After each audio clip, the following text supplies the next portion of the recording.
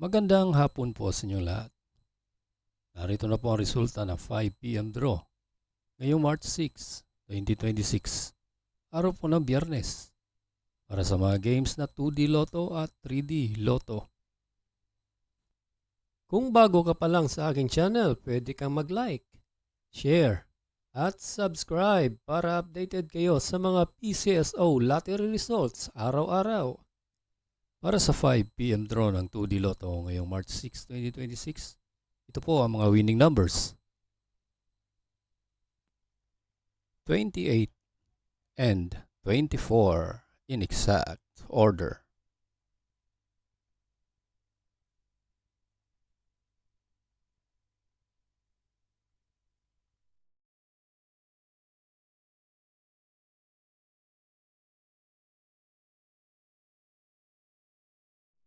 At para sa 5 p.m. draw ng 3D Lotto, ito po ang mga winning numbers.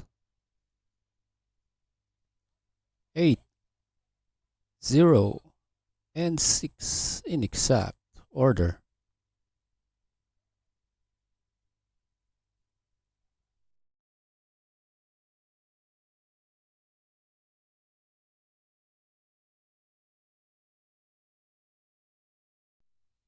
Congratulations po sa lahat ng nanalo at kita-kits mo tayo mamayang 9 p.m. draw.